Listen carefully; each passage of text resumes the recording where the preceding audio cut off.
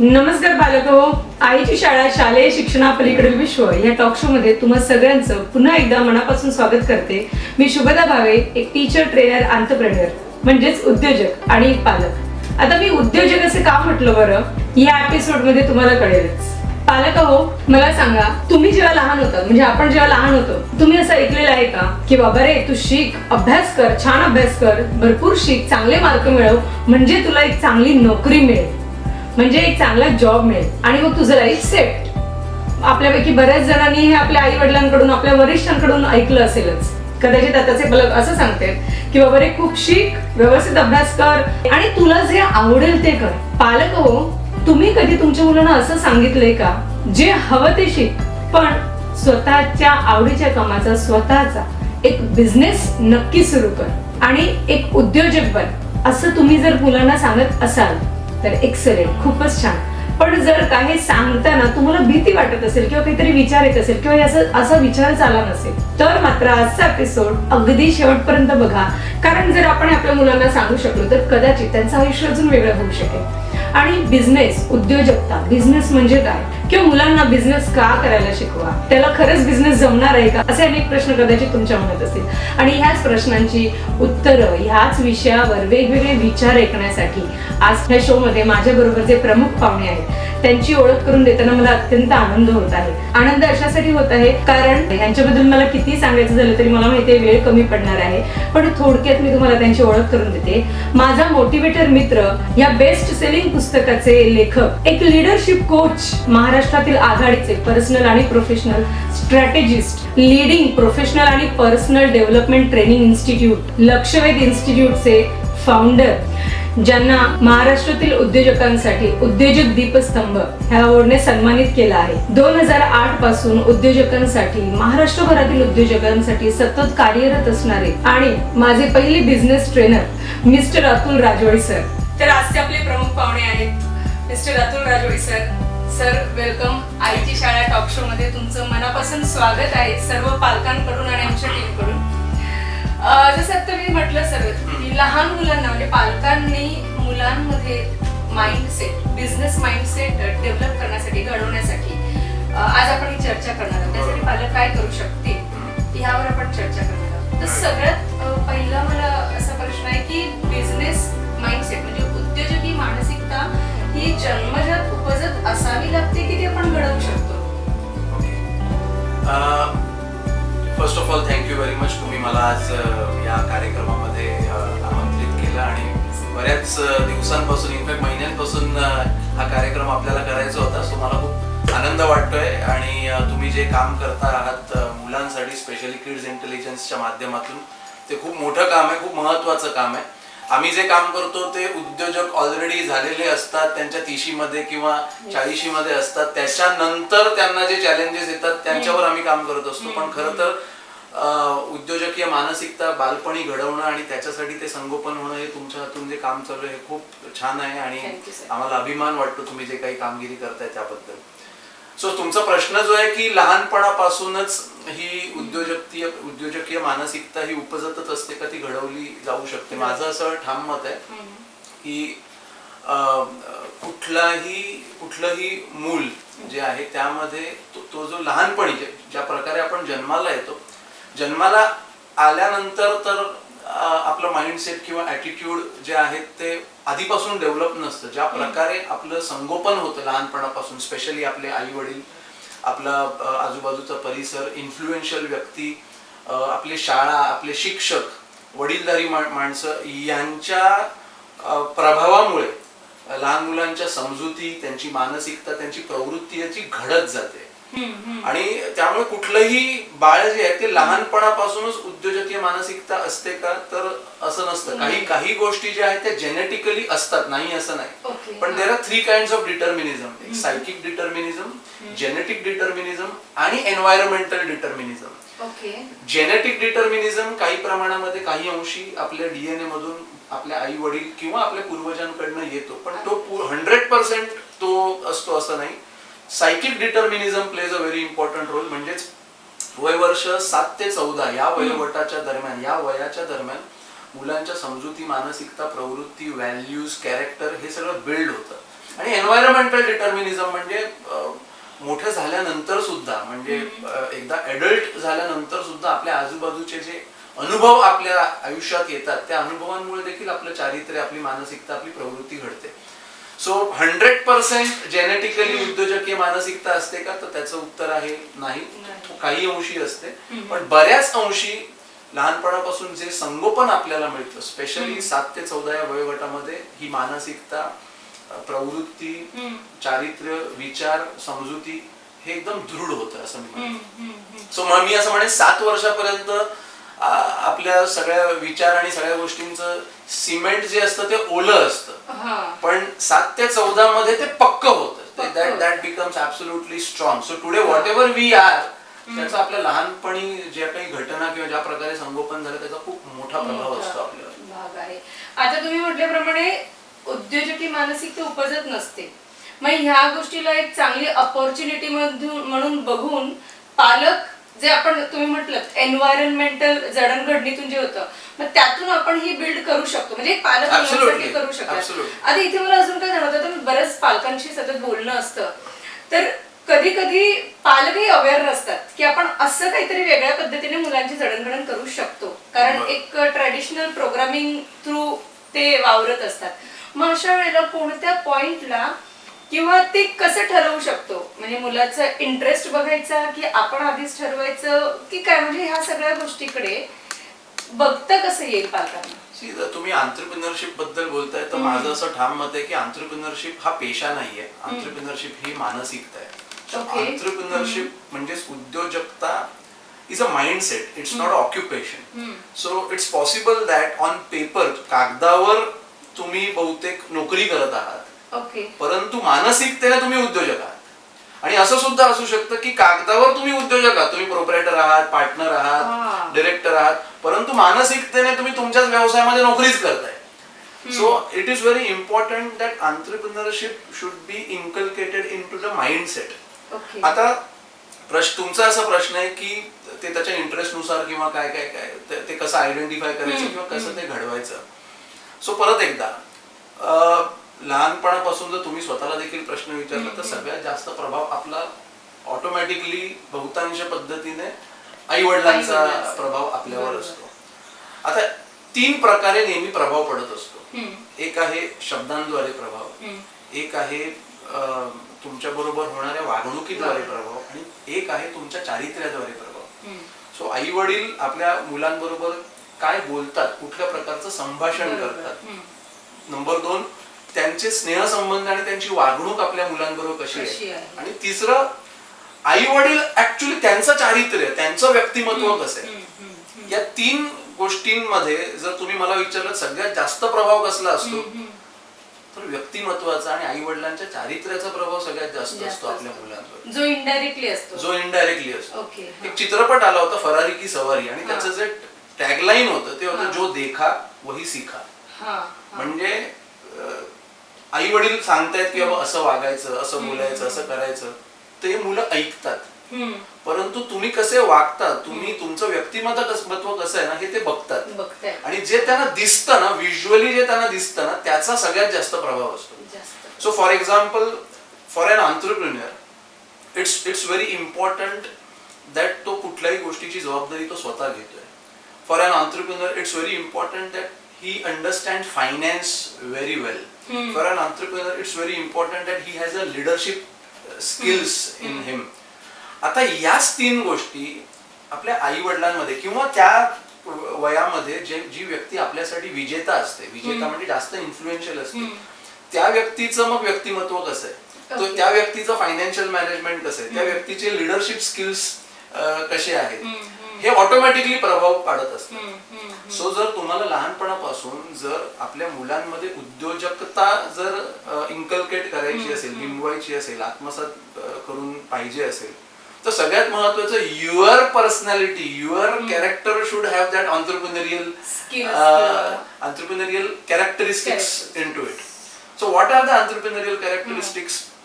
सगळ्यात महत्वाचं जसं मी तुम्हाला सांगितलं की लिडरशिप. आता मी माझं उदाहरण देतो. फॉर एक्झाम्पल, माझी आई लहानपणापासून मी तिला कुठला ना कुठला व्यवसाय करताना बघितलेला आहे. ओके. सो तिचं लहानपणी मी बघितलंय की तिचे रिकरिंग डिपॉझिट आणि आरडी म्हणजे पोस्टाची ती एजंट आहे, अजूनही आहे. आणि त्यावेळेला तिचे शेकडो ग्राहक असायचे. सो जेव्हा ते ग्राहक आमच्या घरी यायचे सो त्यावेळेला ती त्यांच्याबरोबर बोलायची, त्यांना मार्गदर्शन करायची.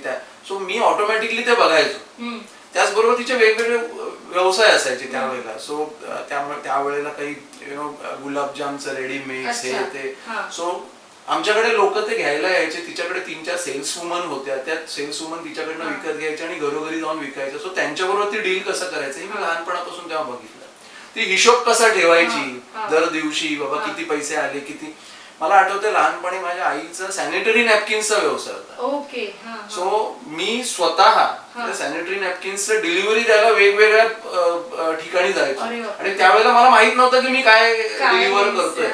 पण एक गोष्ट लक्षात आली की व्यवसाय करताना तुम्हाला शेमलेस असायला पाहिजे, तुम्हाला निर्लज्ज असायला पाहिजे. तुम्हाला पैसे जर कमवायचे आहेत, तुम्हाला जर स्वतःचं काहीतरी अस्तित्व निर्माण करायचे, सो त्यासाठी तुम्हाला लाज बाळगता कामा नये.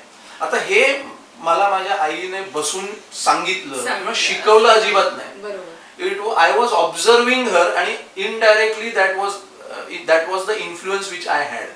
सो मी असं म्हणेन जे पालक वर्ग हा कार्यक्रम बघतायत, तुम्ही काय बोलताय, तुम्ही काय सांगताय त्याही पेक्षा जास्त, कित्येक पटीने जास्त तुम्ही स्वतः काय आहात हे जास्त प्रभाव पाडत असतं आपल्या मुलांवर. सो जर तुम्हाला उद्योजकता निर्माण करायची असेल आणि तुम्ही म्हणाल की अरे मी मात्र स्वतः नोकरी करतोय, सो मी कसं काय माझ्या मुलाला उद्योजक घडवू शकतो, कारण माझा मुलगा किंवा माझं मूल बघतोय की अरे माझे आई वडील तर रोज नोकरी करतायत. It doesn't matter. What matters is तेव्हा जेव्हा तुम्ही त्यांच्या समोर आहात त्यावेळेला तुम्ही एंटरप्रेन्योरियल कॅरेक्टरिस्टिक्स तुमच्या, फॉर एक्झाम्पल तुम्ही जिकडे जॉब करताय तिकडे तुमचं कॅरेक्टर लिडरशिप आहे का, तिकडे आर यू इन्फ्लुएन्सिंग अदर्स, का फक्त तुम्ही सिक्युरिटी पगार मिळतोय त्याच्यासाठी जाऊन तुम्ही फक्त जाऊन पाट्या टाकून येत आहे. तुमचं ओव्हरऑल व्यक्तिमत्व देखील जेव्हा तुम्ही ज्या सभोवतालच्या वातावरणामध्ये वावरत आहात तिकडे, फॉर एक्झाम्पल सोसायटीमध्ये भरपूर फ्लॅट्स आहेत, सो तिकडे आजूबाजूच्या लोकांना तुम्ही इन्फ्लुएन्स करताय का, तुमच्याकडे ती लिडरशिप आहे का, तुम्ही तुमचे विचार त्यांच्यासमोर परिणामकारकपणे प्रभावीपणे पाडताना तुमच्या मुलांना तुम्ही दाखवताय किंवा ते बघतायत का, तुम्ही तुमच्या घराचं फायनान्शियल मॅनेजमेंट व्यवस्थित करताय. एक सिंपल गोष्ट तुम्ही तुमच्या मुलांसाठी करू शकता, तुम्ही दर महिन्याला एक फिक्स पॉकेट मनी तुमच्या मुलांना द्या आणि त्यांना सांगा की हे पैसे आहेत, या आता ह्या पैशांमध्ये तुला वाटा करायचा की किती पैसे तू स्वतःसाठी वापरशील तुझ्या खाऊसाठी किंवा काय, किती पैसे तू वाचवशील, सेव्हिंग करशील. अचानक तुला एखादं पुस्तक घ्यावंसं वाटलं, अचानक तुला काहीतरी तुझ्यासाठी विकत घ्यावंसं लागलं, तर त्या वाचवून तू सेव्हिंग करून स्वतः कसं घेऊ. अचानक माझ्याकडे येऊन तू मला हट्ट केलास मला बॅट पाहिजे मला शूज पाहिजे, नाही, ते तू स्वतः सेव्हिंग करून पैसे कमवून पैसे सेव्ह करून करायचं. तिसरं इन्व्हेस्टमेंट. आतापासूनच जर त्याला आपण सांगितलं की तू बाबा शेअर मार्केटमध्ये इन्व्हेस्ट करू शकतोस, मी ट्रेडिंग नाही म्हणत, मी इन्व्हेस्टिंग म्हणतो. आणि प्लस चौथा म्हणजे तू समाजाला पण काही तुझ्या हिशोबाने 2 रुपये 5 रुपये कोणाला मदत म्हणून तू देऊ शकतोस का. मी याला 4 वा म्हणतो. वापरा, वाचवा, वाढवा आणि वाटा. म्हणजे 4 वा हे वेल्थ मॅनेजमेंटचे 4 वा आहेत. फर्स्ट वा इज जे पैसे तुमच्याकडे येतात ते वापरा. दुसरा वा इज वाढवा म्हणजे इन्व्हेस्ट करा. तिसरा वा इज वाचवा म्हणजे सेव्ह करा. आणि चौथा वा इज वाटा म्हणजे लोकांना कॉन्ट्रीब्युट करा. हे जर तुम्ही तुमच्या मुलांसाठी अशा काही मेथोडॉलॉजीज आणि मेकॅनिझम डेव्हलप केला, entrepreneurship will automatically get inculcate. So तुम्ही सांगण्यापेक्षा तुम्ही स्वतः त्यांच्याबरोबर कसे वावरताय, तुमचं स्वतःचं व्यक्तिमत्व कसं आहे ते जास्त इन्फ्लुएन्शियल असतं. सर तुम्ही इथे माझ्या पुढचे 4 प्रश्नांची उत्तरं दिलेली आहेत आणि मला वाटतं मी जसं म्हणते प्रत्येक आईची शाळा शालेय शिक्षणापलीकडे विश्व या टॉक शो मध्ये प्रत्येक पालकांबरोबर आणि हा व्हिडिओ बघणाऱ्या सगळ्यांबरोबर मी पण बरंच काहीतरी शिकत असते. आणि 4 वा म्हणजे वापरा, वाचवा, वाढवा आणि वाटा. मला वाटतं हे 4 वा जरी आपण आता घेतले या कार्यक्रमामधून तरी पण मला वाटतं आपण आपल्या मुलांना बरंच काही देऊ शकतो. आता सर तुम्ही जसं म्हटलं की जॉब करत असले तरी पण एक बिझनेस माइंडसेट असू शकतो, म्हणजे तिथे जर लिडरशिप स्किल असते. आणि प्रत्येक वेळेला मूल आपल्या बरोबर असताना आपण कोणते कॅरेक्टर्स आपले कुठले कॅरेक्टर्स त्याला दिसत आहेत त्यावर डिपेंड असतं त्याची जडणघडण. आता असंही मी बऱ्याच पालकांशी बोलताना मला लक्षात आले की पालक जॉब करतायत ते खरं तर खुश नाहीयेत ते जे काही करतात आणि त्यांना असं वाटत असते की माझ्या मुलाने काहीतरी वेगळं करावं. मग ते कोणाला तरी बघतात आणि ह्याच्यासारखं करावं हिच्यासारखं करावं असं वाटत असतं. पण पालकांचं स्वतःचं एक ते रुटीन आहे जॉबचं किंवा ईएमआयचे बर्डन्स आणि इथे पालक अडकलेले आहेत आणि मुलांचं जे शालेय रुटीन आहे आपल्या ज्या शिक्षण पद्धतीप्रमाणे चाललेलं एकतर ह्या सगळ्यातून बचाव कसा करता येईल नेमका एस्केप कसा काढावा हा माझा पहिला प्रश्न. आणि ह्यातच दुसरा प्रश्न असा येतो की जी शालेय शिक्षण पद्धती आहे ती ह्याला किती पूरक आहे. ज्या पालकांना असं वाटतं आपल्या मुलांनी काहीतरी वेगळं करावं त्यांच्यासाठी तुम्ही ह्या दोन गोष्टींना लक्षात घेऊन काय सांगा. नाही, ग्रेट, खूप चांगला प्रश्न आहे आणि इनफॅक्ट थोडा सेन्सिटिव्ह प्रश्न पण आहे की पालक स्वतः जॉब करतायत आणि त्यांच्याद्वारे जे डेमॉन्स्ट्रेशन होतंय आपल्या मुलांना ते जॉब बद्दलच आहे, सिक्युरिटी बद्दलच आहे.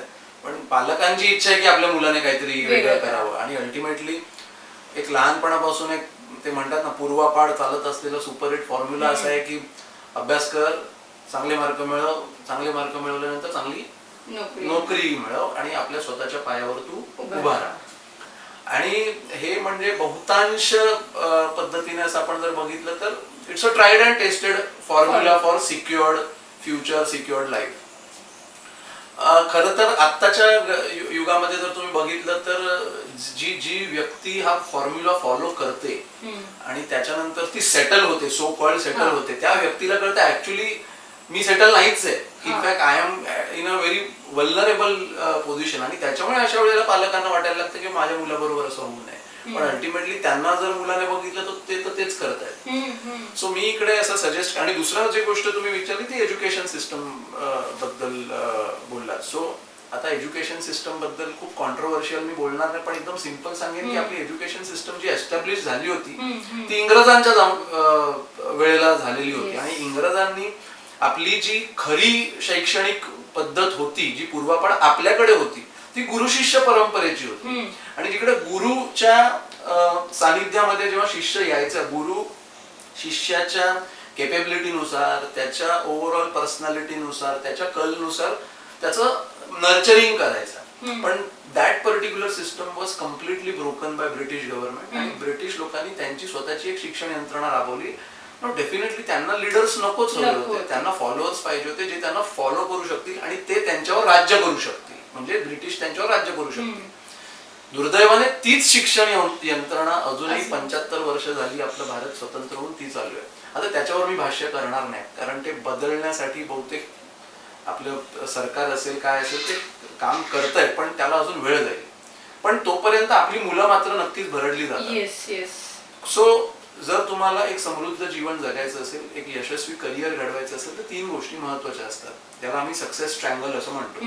नॉलेज, स्किल्स आणि ॲटिट्यूड. नॉलेज म्हणजे ऑक्सफर्ड डिक्शनरीतली व्याख्या अशी आहे, information gained through education and experience. आता नॉलेज या पार्टवर आपलं शिक्षण व्यवस्था प्रचंड काम करतं. थिअरीने बंबार्डमेंट होते आपल्यावर अक्षरशः. So knowledge part is very strong as far as our education system and our students are concern. त्यांना इनफॅक्ट ऑल ओव्हर जगामध्ये मागणी सुद्धा भरपूर आहे भारतीय विद्यार्थ्यांसाठी. पण दुसरे जे 2 पार्ट आहेत स्किल्स आणि ॲटिट्यूड ना, कौशल्य प्रधान शिक्षण हे आपल्या मुलांना, बहुतांश मुलांना मिळत नाही. 75% जास्त शैक्षणिक संस्था ज्या आहेत त्या कौशल्य प्रधान शिक्षण नाही प्रोव्हाइड करत. What is skill? Ability to do something well. कुठली तरी एखादी गोष्ट चांगली करता येण्याची कुवत असणं म्हणजे स्किल्स. फॉर एक्झाम्पल मला क्रिकेटची संपूर्ण माहिती आहे, स्क्वेअर कट पासून, स्ट्रेट ड्राईव्ह पासून, फिल्डिंग पासून, बॉलिंग पासून, इन स्विंग, आउट स्विंग, याचं मला सगळं थिअरिटिकल नॉलेज आहे. पण ह्याचा अर्थ मी क्रिकेट देखील उत्कृष्ट खेळू शकतो असं आहे. सो करणं आणि माहित असणं याच्यामध्ये फरक आहे. सो नॉलेज आणि स्किल्स मध्ये हा बेसिक डिफरन्स आहे. आणि skill can be acquired only by doing, not by reading. Suppose मी तुम्हाला पोहायचं कसं याचं लेक्चर दिलं, याचं पुस्तक वाचायला दिलं आणि तुम्ही वाचल्यानंतर आता मी तुम्हाला सांगितलं पोहण्याबद्दल तुम्हाला सगळं माहिती, आता तुम्ही उडी मारा नदीमध्ये, तुम्ही इट इज इम्पॉसिबल. पोहण्यासाठी तुम्हाला पाण्यामध्ये उतरावं लागेल. So that is skill based education which is not 75% of the education systems, education institutes, they don't provide. ह्याला तिसरा पार्ट तो आहे ॲटिट्यूड, म्हणजेच प्रवृत्ती. मुलांच्या विचारांना दिशा देणं. आज मुलांच्या विचारांना दिशा देण्यासाठी, प्रवृत्ती घडवण्यासाठी, चारित्र्य निर्माण करण्यासाठी कितपत आपली शिक्षण व्यवस्था काम करत असेल, काय वाटतं तुम्हाला? खूपच. Definitely not. आज मुलांच्या हातामध्ये स्मार्टफोन्स आहेत. स्मार्टफोन्स मध्ये काय काय आहे चांगलं आणि वाईट हे आपल्याला सगळ्यांना माहिती आहे. सो टुडे आज त्यांच्या विचारांना घडवत आहेत हे स्मार्टफोन्स. आज त्यांच्या विचारांना घडवतो त्यांचा टीव्ही. आज त्यांच्या विचारांना घडवतो इंटरनेट. आणि इंटरनेटमध्ये चांगलं जेवढं तेवढं वाईट आहे.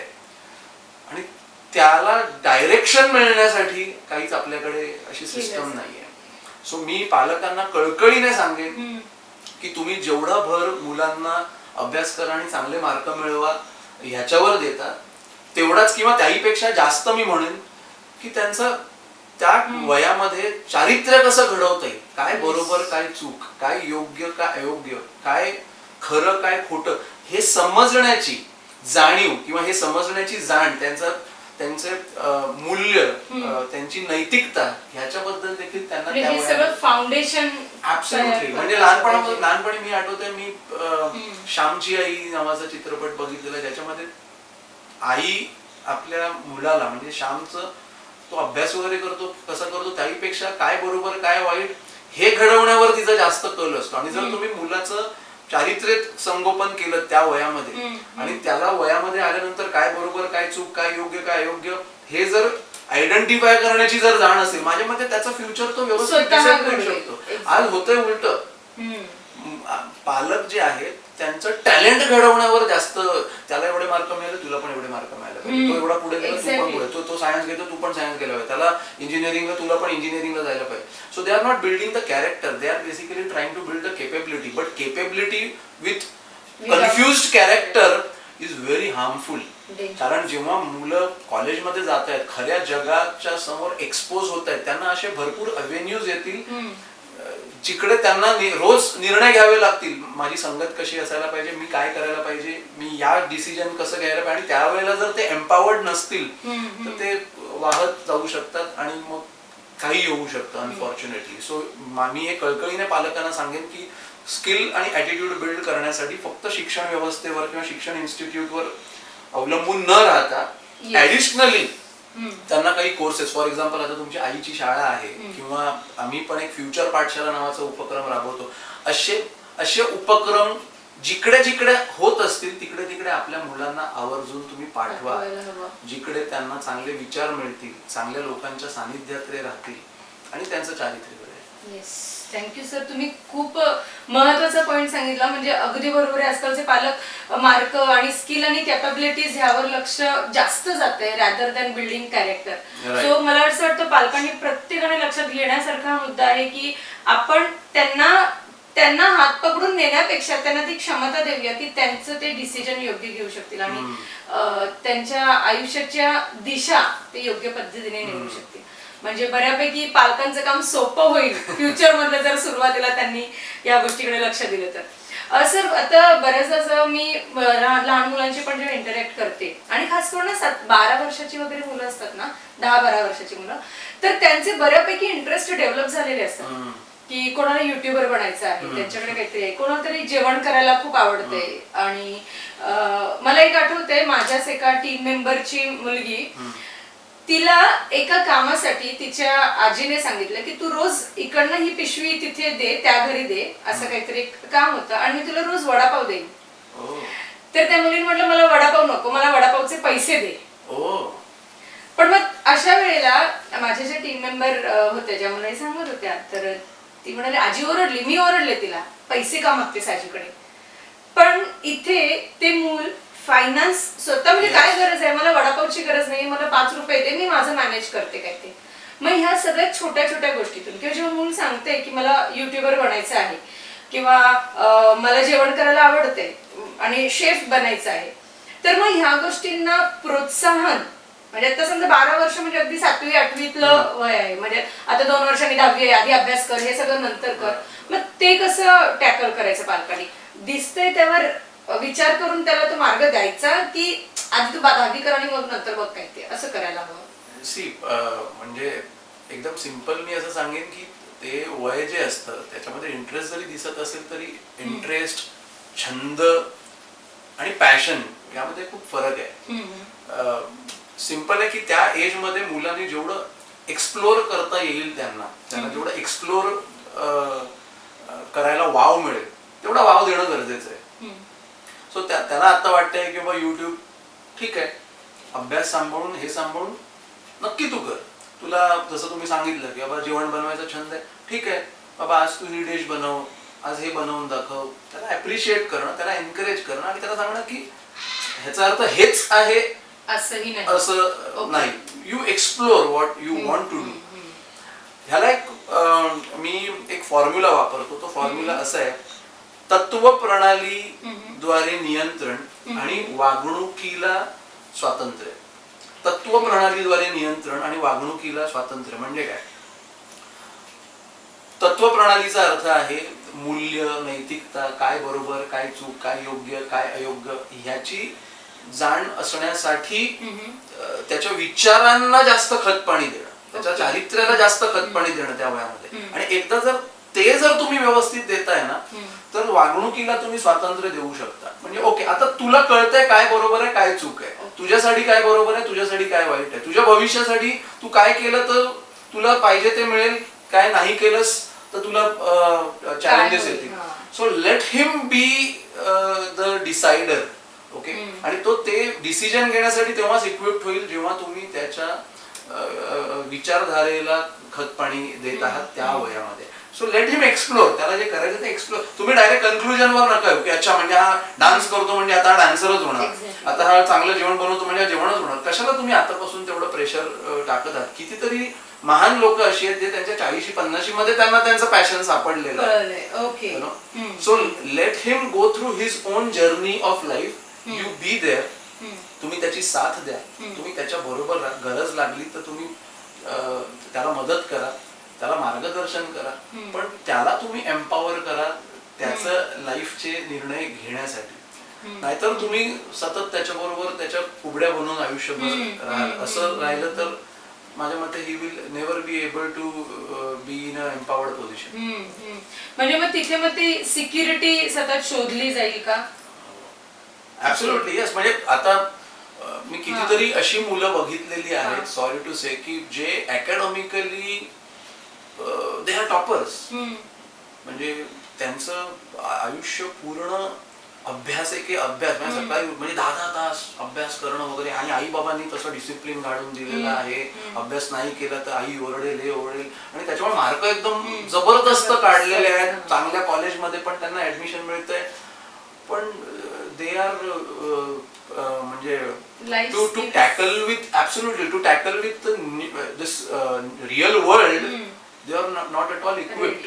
आणि हे खूप डेंजरस सिच्युएशन आहे. म्हणजे तुम्ही कागदावर तुम्ही एकदम टॉपर वगैरे आहात आणि तुम्हाला तुमच्याकडे इंटरपर्सनल स्किल्स नाही आहेत, तुमच्याकडे तो कॉन्फिडन्सच नाही आहे, तुमच्याकडे भविष्याबद्दलची स्पष्टता नाही आहे. ही खूपच विचित्र सिच्युएशन होते. इनफॅक्ट मी असं म्हणेन की आपण स्वतः पण विचार करून बघा. आपण 10वी किंवा 12वी ला जे टॉपर येतात त्यांच्या पेपरमध्ये फ्रंट पेजवर फोटोज येतात. म्हणजे ही मुलं जी आहेत ही लाखो मुलांमधले सगळ्यात जास्त टॅलेंटेड आहेत असं आपण जर म्हटलं तर ऍक्च्युली पुढचे खूप मोठे बिझनेस टायकून्स किंवा खूप मोठे बिझनेस लीडर्स किंवा काहीतरी असं एक्स्ट्रॉर्डिनरी करिअर घडलेले असे ते व्यक्ती असायला पाहिजे. पण आयडियली नंतर ते कुठे आपल्याला दिसतात का? नाही.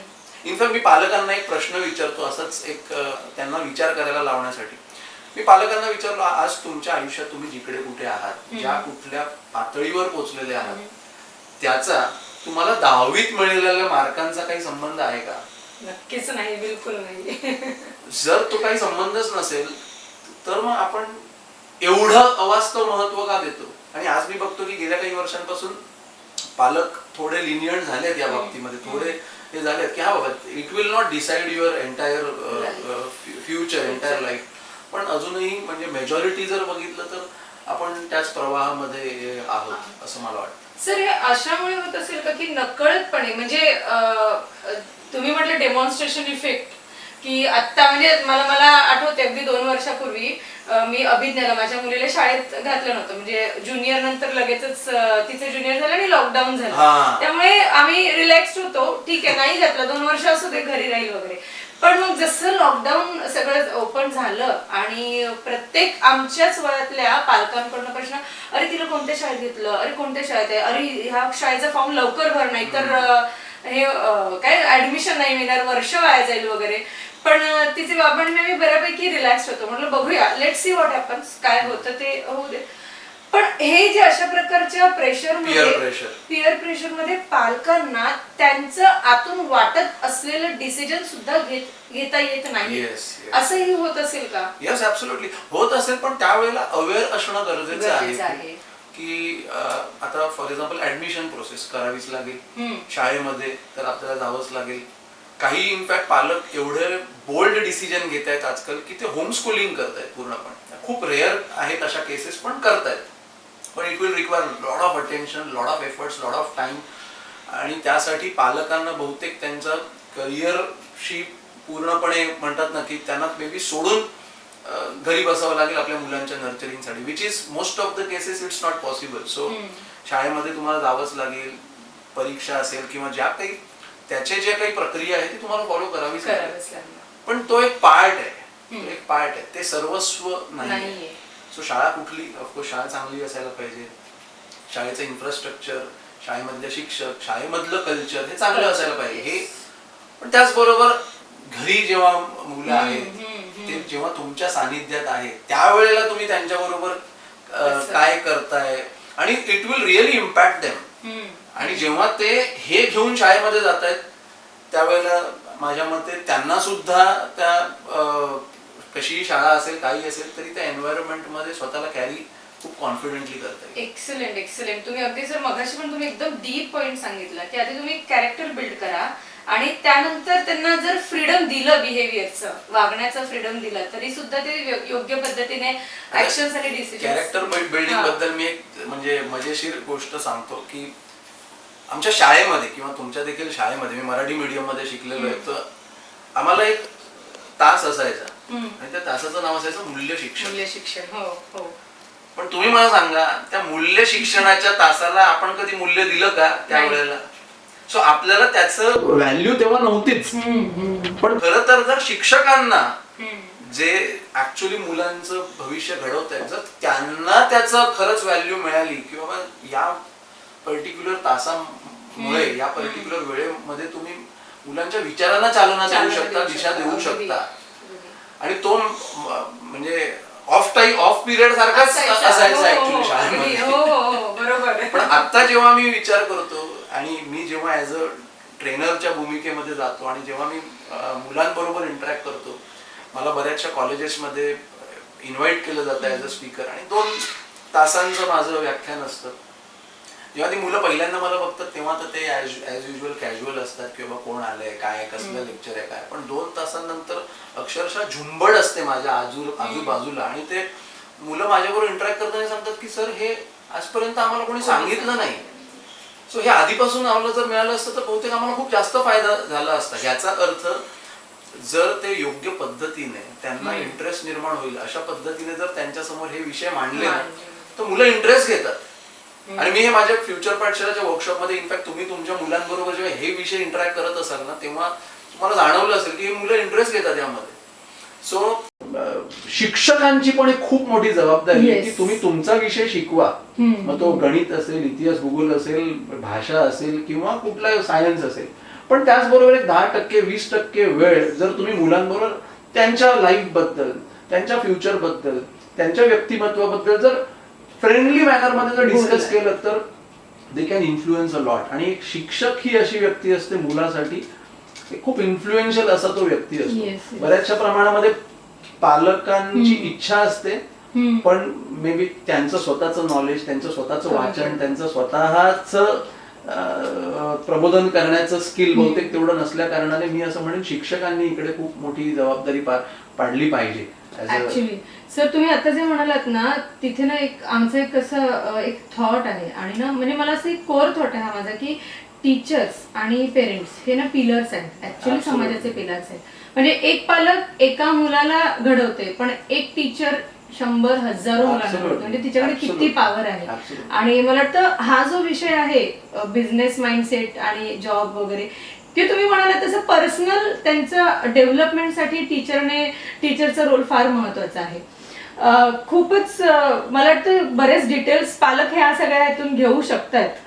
एक शेवटचा प्रश्न असा आहे जो एक कॉमन मानसिकता अशी एक धरली जाते, म्हणजे ट्रेडिशनली हा विचार चालत आलेला आहे की जॉब म्हणजे सिक्युरिटी आणि बिझनेस म्हणजे थोडा स्ट्रगल किंवा सिक्युरिटी नाही, रिस्क आहे. आता इथे मला जॉब नाही किंवा जॉब वाईट आणि बिझनेस चांगला असं माझं म्हणणं नाहीये. जसं सरांनी सांगितलं त्याप्रमाणे ती मानसिकतेचा भाग आहे. पण मग असा विचार असणाऱ्या पालकांसाठी तुम्ही काय सांगाल? खूप खूप इम्पॉर्टंट प्रश्न आहे, स्पेशली आजच्या युगामध्ये, ज्या युगामध्ये मध्ये आपण जात आहोत. हे प्रचंड बदल घडून येणार असं युग आहे. जर तुम्ही इंडस्ट्रियल एजचा विचार केला, सो नेहमी युग परिवर्तन होतं. फॉर एक्झाम्पल आधी आपण अश्मयुगात होतो, मग त्याच्यातून आपण कृषी युगामध्ये आलो, त्याच्यानंतर यांत्रिकी युगामध्ये, आणि आता आपण डिजिटल एज किंवा माहिती तंत्रज्ञान युगामध्ये आता आपण पदार्पण जस्ट केलेलं आहे आता किंवा करतोय. सो ट्रान्झिशनल फेज मध्ये. तर तुम्ही आपल्या आधीच्या युगामध्ये गेलात ना, इंडस्ट्रियल एज, तर गोष्टी एवढ्या भयानक पद्धतीने एवढ्या रॅपिडली बदलत नव्हत्या. सो त्याच्यामुळे जॉबचा अर्थ असा होता की आज जे मी करतोय हेच जर मी पुढचे 30 वर्ष जरी करत राहिलो तरी जगामधला सिनेरिओ बदलणार नाहीये. त्याच्यामुळे माझे कौशल्य, माझी केपॅबिलिटी, माझं ज्ञान जे आहे ते 30 वर्षांसाठी रेलेव्हंट राहणार आहे. आणि त्याच्यामुळे तिकडनं ती सिक्युरिटी होती. सो मी जे काही शिक्षण घेतलेलं आहे, ग्रॅज्युएशन केलेलं आहे किंवा पोस्ट ग्रॅज्युएशन केलेलं आहे, तेव्हा जे मी ज्ञान ग्रहण केलेलं आहे ते रेलेव्हंट राहील पुढच्या 30-40 वर्ष, असा एक समज होता. आणि होतात तसं इंडस्ट्रियल एज मध्ये तसं होतं. कारण बदल आता जे घडतायत ना एवढ्या मोठ्या तेवढे फास्ट होत नव्हते ते बदल.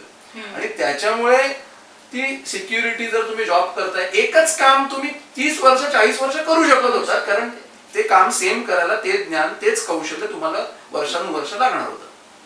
आता तुम्ही ग्रॅज्युएट होऊन बाहेर पडलात, तुम्हाला डिग्री मिळाली, त्या क्षणी जे तुम्ही शिकला होतात ना त्याच्यातल्या 80% गोष्टी ऑलरेडी आउटडेटेड झालेल्या असतात, अप्रचलित झालेल्या असतात.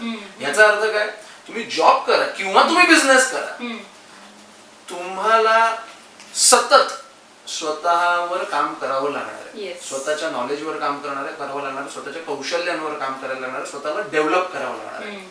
सो सांगायचा मुद्दा हा आहे, the true security in this Ira you will have when you are continuously growing and developing yourself.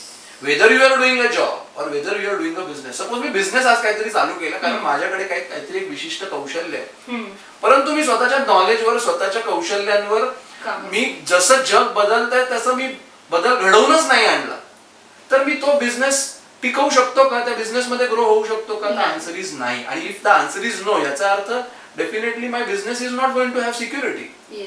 Same thing is about job. जर मी जॉब करायला सुरुवात केली आणि आजूबाजूचा कॉन्टेक्स्ट जसं बदलतोय तसं मी जिकडे जॉब करतोय त्या कंपनीमध्ये लागणारे माझ्याकडनं अपेक्षा ज्या आहेत त्या देखील वाढतील, आणि जर त्याप्रमाणे मी स्वतःला जर बदललं नाही तर ऑफकोर्स माझा जॉब सुद्धा उद्या त्याच्यातून जी मिळणारी सिक्युरिटी आहे ती देखील जाऊ शकते. म्हणजे स्टॅग्नन्सी येईल म्हणतात ते. स्टॅग्नन्सी, किंवा कोविड मध्ये आपण बघितलं कितीतरी लोकांनी आपले जॉब गमावले सुद्धा.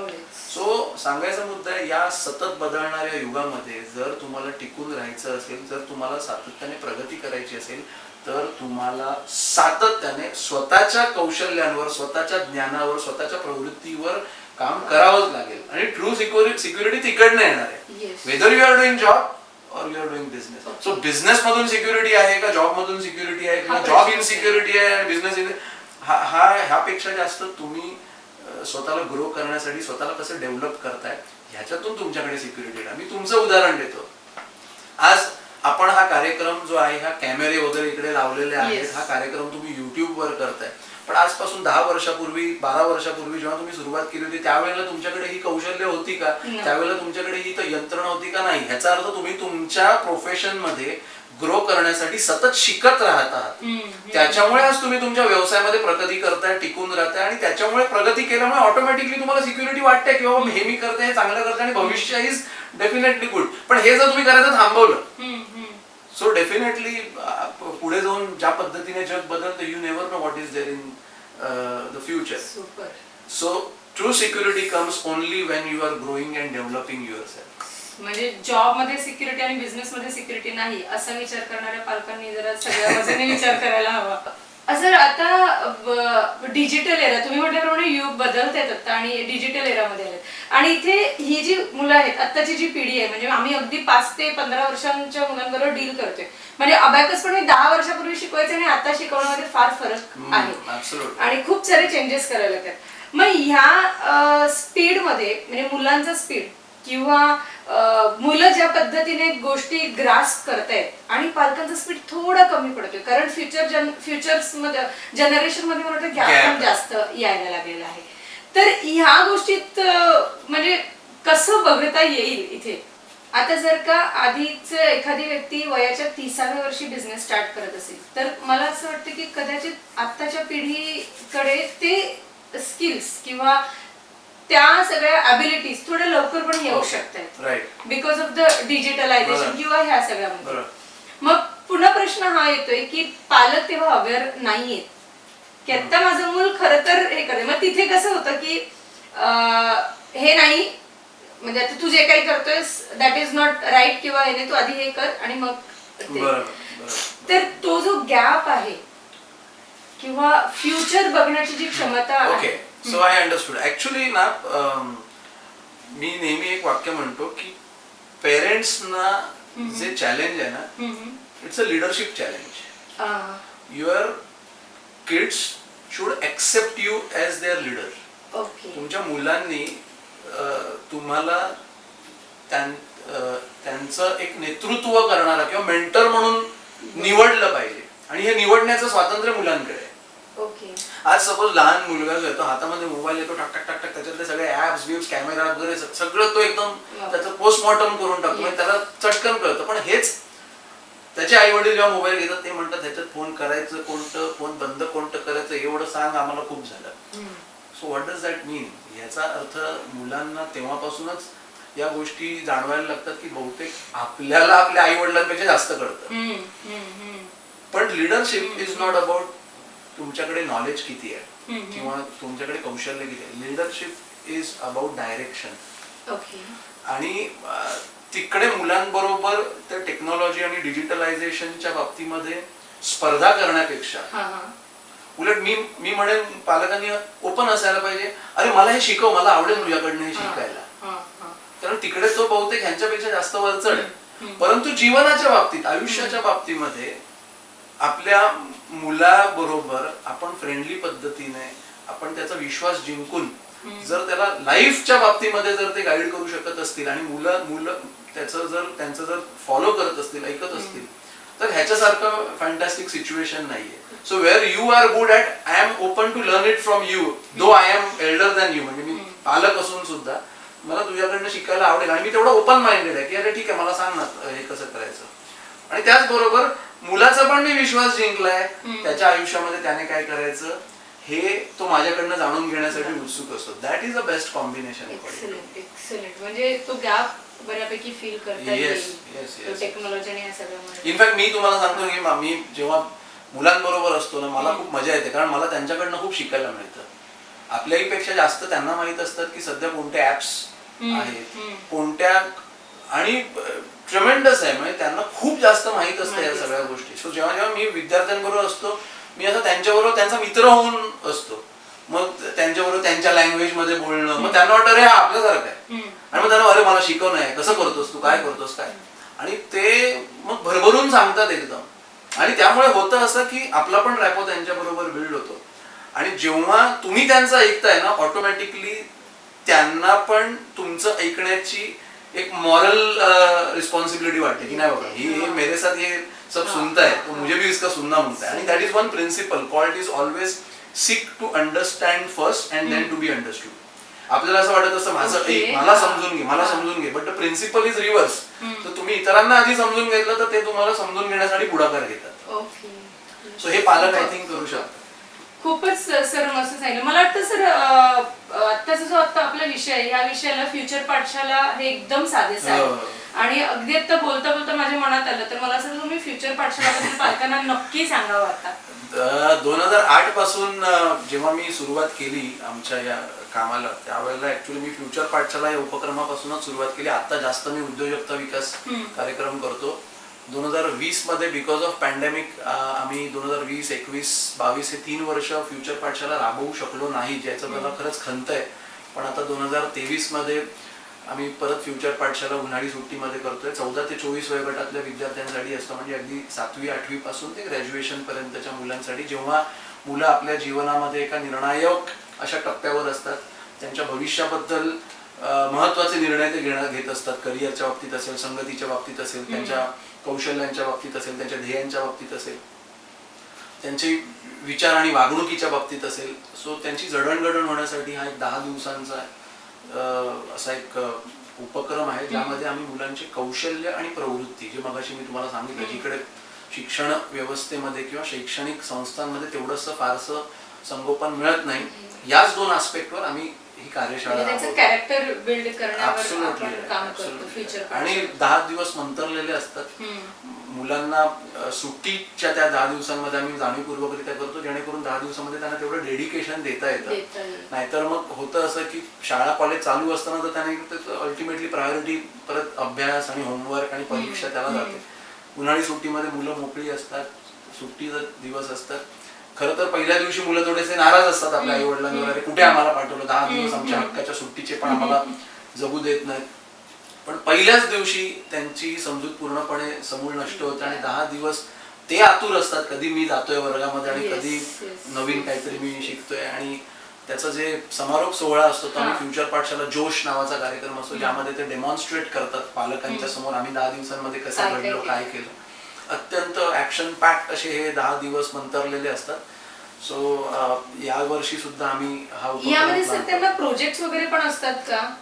आम्ही म्हणजे खूपच म्हणजे काय म्हणतात, पूर्ण ऑक्युपाइड असतात 10 दिवस ते. कम्युनिकेशन स्किल्स, त्यांचं मेमरी आणि ब्रेन स्टिम्युलेशन, त्यांच्या फ्युचरच्या बाबतीतले त्यांचे गोल्स, या सगळ्या गोष्टीमध्ये त्यांना होमवर्क असतं. आणि 10 दिवस म्हणजे असं होतं बऱ्याचशा वेळेला पालकांना की 10 दिवसात एवढं कसं काय केलं. 10 दिवसामध्ये they become great speakers also. त्यांचं कम्युनिकेशनवर त्यांचं प्रचंड, त्यांचं मेमरी डेव्हलपमेंटवर काम होतं, त्यांच्या भविष्याची ध्येय ते 10 दिवसामध्ये ठरवतात.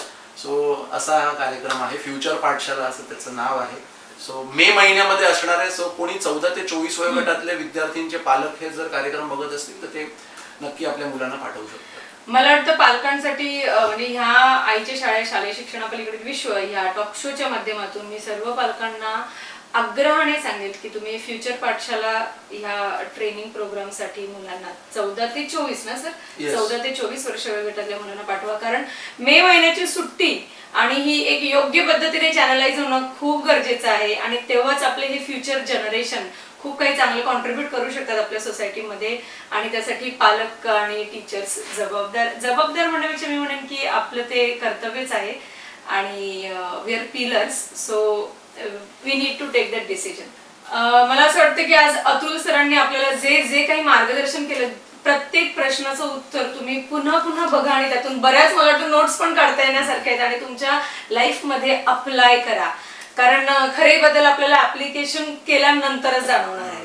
सो पालकांनो, पुन्हा एकदा तुमचं मनापासून स्वागत करते. आईची शाळा टॉक शोच्या पुढच्या एपिसोडमध्ये भेटूया.